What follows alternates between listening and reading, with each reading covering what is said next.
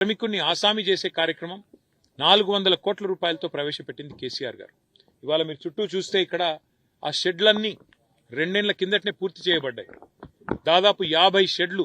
అంటే ఇందులో ఈ షెడ్లలో ఒక్కొక్క షెడ్లో ఆలోచన ఏంటి అంటే సాంచలు పెట్టి, అంటే మరమగ్గాలు పెట్టి వాటిని కార్మికులకే అప్పచెప్పి, సబ్సిడీ మీద మరమగ్గాలు పెట్టి కార్మికులకు అప్పచెప్పి వారిని ఎవరైతే ఇవాళ వర్కర్గా ఉన్నారో వారిని ఆ సాంచలకు, ఆ పవర్ లూమ్లకు ఓనర్లు చేసే ఒక అద్భుతమైన ఆలోచన. అంటే ఇట్లాంటి ఆలోచన వేరే వేరే నాయకత్వానికి సాధ్యం కూడా కాదు. ఒక కేసీఆర్ గారి ఆలోచన చేసి తీసుకున్నారు. 400 కోట్ల రూపాయలతో మరి ఇవాళ బ్రహ్మాండంగా ఈ కార్యక్రమం తీసుకోవడమే కాకుండా ఈ నిర్మాణాలని పూర్తి చేసి కూడా 2 ఏళ్లైంది.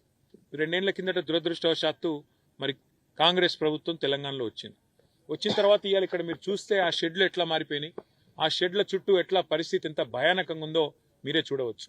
మొత్తం ఎక్కడికక్కడ పిచ్చి చెట్లు మొలిచి ఇవాళ నిరుపయోగంగా ఆ షెడ్లన్నీ కూడా ఉన్నాయి.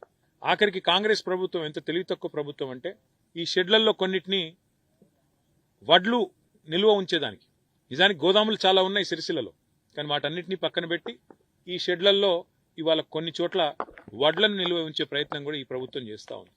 మేము ఇవాళ కాంగ్రెస్ ప్రభుత్వానికి చేసే డిమాండ్ ఒకటే, కేసీఆర్ గారి ఆలోచన ఇక్కడి నేత కార్మికులు ఆసాములు కావాలి, వర్కర్ ఓనర్ కావాలి, ఎన్ని రోజులు వేరే వాళ్ళ కింద పనిచేయాలి, మీరు ఇంకో 10 మందికి ఉపాధి ఇచ్చే వాళ్ళుగా తయారు కావాలి, ఇక్కడి పరిశ్రమ విస్తరించాలి, సిరిసిల్ల కూడా ఒక తిరుపూర్ మాదిరిగా 1000 కోట్ల వస్త్ర ఉత్పత్తులను తయారు చేసే స్థాయికి చేరాలనేది కేసీఆర్ గారి ఆలోచన.